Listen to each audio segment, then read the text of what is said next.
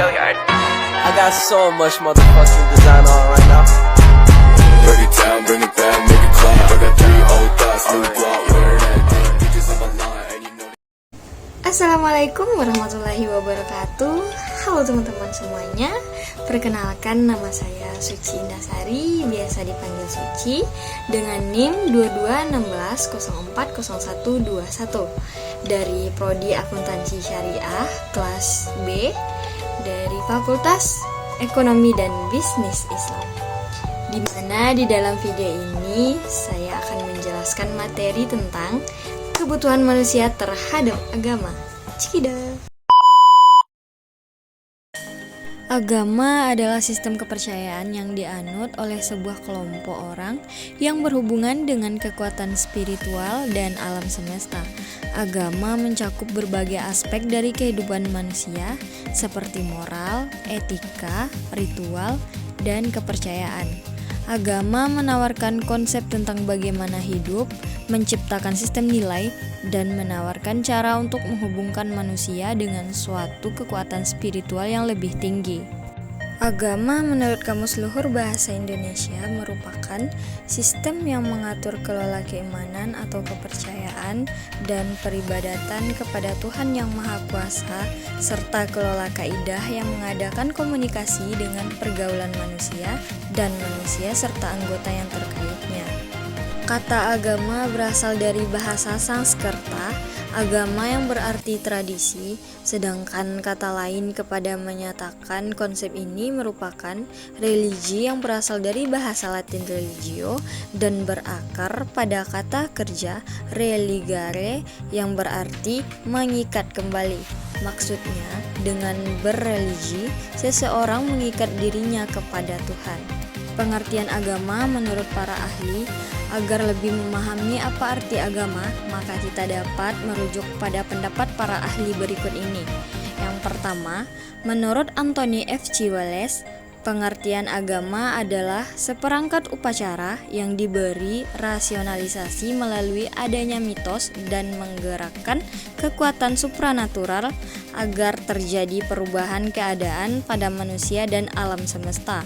Yang kedua, menurut Emil Durkheim, arti agama adalah suatu sistem yang terdiri dari kepercayaan serta praktik yang berhubungan dengan hal suci dan menyatukan para penganutnya dalam suatu komunitas moral atau umat. Yang ketiga, menurut Nicolaus Driacara, SJ, pengertian agama adalah suatu keyakinan karena adanya kekuatan supranatural yang mengatur serta menciptakan alam dan seisinya. Yang keempat, menurut J.P. Pelokila, pengertian agama adalah suatu keyakinan yang percaya dengan adanya Tuhan yang Maha Esa serta mempercayai hukum-hukumnya.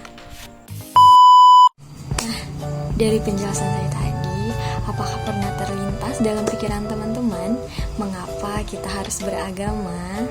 Agama dapat dianggap petunjuk, sesuatu yang dapat memberikan kebutuhan dasar, yaitu keselamatan dunia dan akhirat. Intinya, agama adalah konsep hubungan dengan Tuhan. Dan sekarang kita akan masuk ke materi kedua. Let's go. I got so much motherfucking.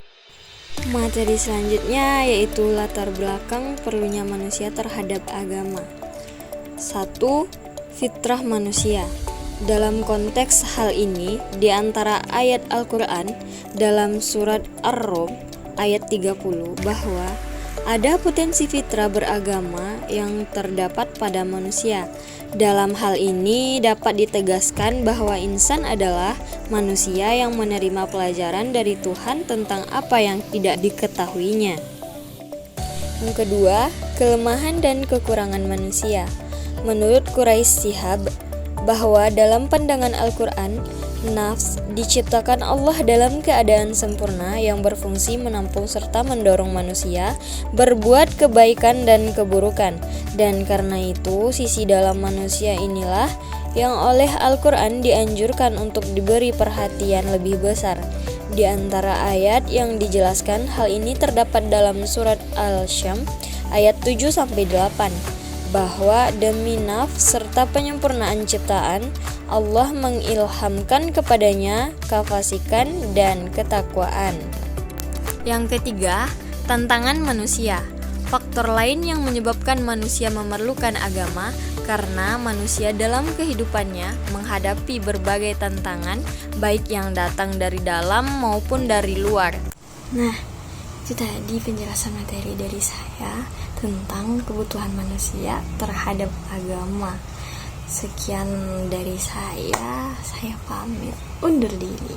Wassalamualaikum warahmatullahi wabarakatuh.